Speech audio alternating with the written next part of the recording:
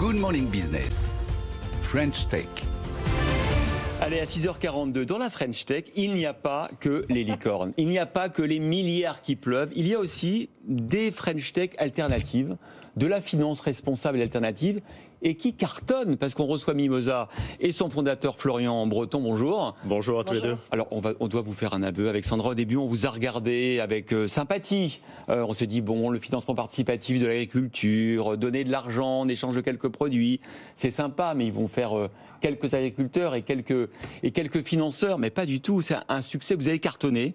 5000 projets accompagnés. Vous êtes le meilleur exemple mondial d'une agriculture participative, et du coup, aujourd'hui, sur ce plateau, vous changez de dimension, vous ferez toujours évidemment appel aux particuliers, mais vous allez vous tourner vers les investisseurs. Vous levez 30 millions d'euros à cette occasion.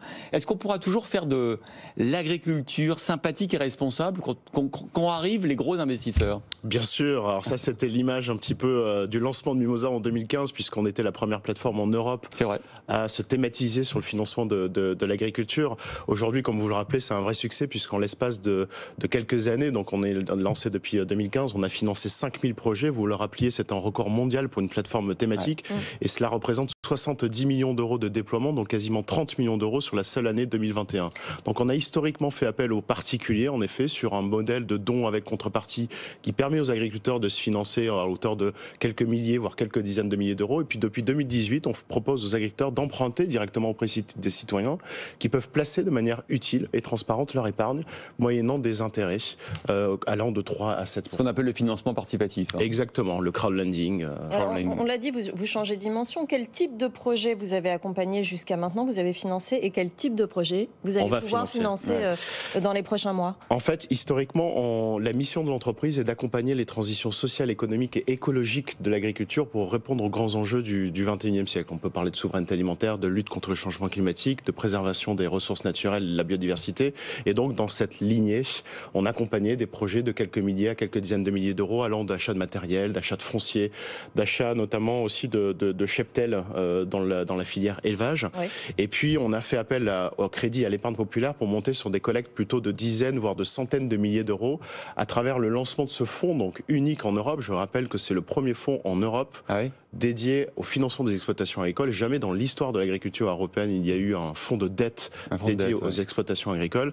Et donc, ça nous permet de rentrer plutôt dans une catégorie d'exploitation agricole de moyenne, voire de grande taille, dite de filière, pour changer d'échelle à la fois d'un point de vue impact et transition agricole, pour impacter aussi la santé publique et lutter contre le changement climatique. Mais alors, ces gros investisseurs que vous allez solliciter, qui vont investir plusieurs centaines de milliers d'euros, voire des millions d'euros dans votre fonds, est-ce qu'ils vont vous obliger à changer de vocation et de type d'investissement?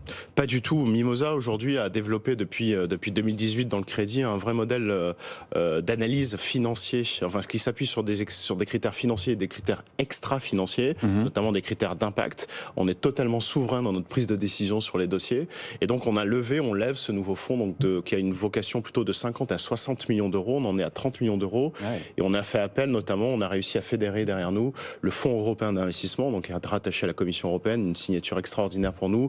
Carrefour, l'ADEME, la Fondation Carasso par exemple.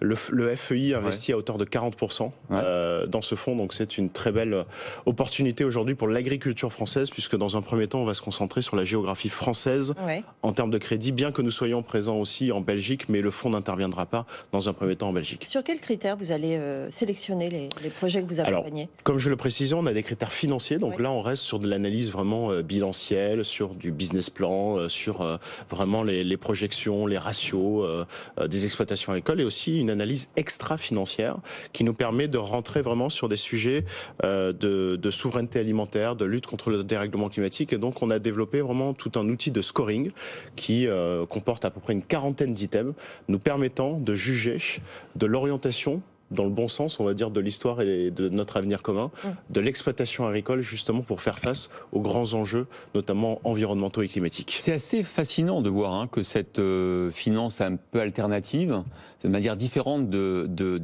faire du rating d'ailleurs de projet. J'imagine que vous avez des critères assez différents des critères traditionnels. C'est fascinant de voir que ça marche et qu'on arrive à drainer désormais des millions d'euros avec des critères souvent extra-financiers, non? Bien sûr, et ça va dans le sens un petit peu de l'histoire. Il y a quand même la réglementation qui va s'imposer à tous dans les prochains mois et prochaines années. Aujourd'hui, l'urgence de la finance, c'est vraiment de se mettre au service à la fois de l'économie réelle et de l'urgence climatique et environnementale. Et Mimosa, de ce point de vue-là, est un peu un laboratoire et un explorateur, voire un phare qui éclaire et qui oriente cette finance vers une économie agricole aujourd'hui qui répond aux grands enjeux du XXIe siècle, qu'ils soient sanitaires, climatiques, environnementaux, énergétiques, et j'en passe. Donc c'est une excellente nouvelle aujourd'hui pour notre avenir. Et c'est une demande de la part des exploitations aussi? C'est une grande demande de la part des exploitations, puisqu'aujourd'hui l'agriculture est extrêmement connectée. 86% des agriculteurs sont connectés à Internet. Et il y a une vraie volonté du monde agricole de s'affranchir des modèles existants historiques. Et c'est vrai que l'accès au financement par le fonds de dette et par la foule à travers Mimosa garantit des financements, encore une fois, allant de 5 à 10 jours maximum, quel que soit le montant. Pour exemple, on a financé une exploitation viticole il y a encore 48 heures, qui a levé 500 000 euros en seulement 5 jours. C'est historiquement fort pour un monde agricole qui travaille entre 70 et 90 heures par semaine. Et côté investisseurs, vous les avez cités, Carrefour, BNP Paribas, Groupama.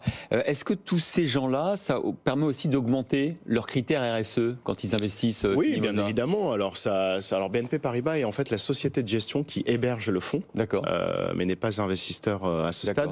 En tout cas, oui, bien évidemment, mais on va dire que c'est aussi une attente du grand public et des épargnants et des clients de ces banques ou de ces acteurs que vous citiez, de faire en sorte que ces grandes marques, que ces grandes institutions, que ces grandes entreprises s'engagent dans les grands enjeux auxquels nous faisons face. Est-ce que vous avez un ou deux exemples d'exploitations agricoles dans lesquelles vous avez investi, dont vous êtes particulièrement fiers et donc qui ont connu un développement formidable grâce notamment à Mimosa? On est fiers des 5000 histoires qu'on a accompagnées depuis 2015, mais forcément les dernières sont extraordinaires. Un projet de cogénération en Bretagne sur l'exploitation notamment de Bernard Caroff, que je cite et que je salue, qui se développe avec un modèle dans les énergies renouvelables qui est assez extraordinaire, qui fait de la production de tomates et qui travaille avec la coopérative Saveul notamment.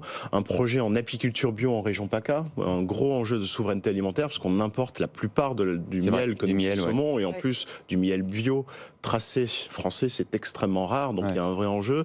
Projet d'un domaine viticole en Occitanie, le domaine Blanville que nous avons accompagné, qui est en train de changer vers une agriculture biologique à 100%. Donc ce sont tant de belles histoires aujourd'hui que nous accompagnons au nombre de 120 tous les mois sur mimosa.com. Merci beaucoup Florian Breton, fondateur de Mimosa, d'avoir été l'invité de la French Tech ce matin.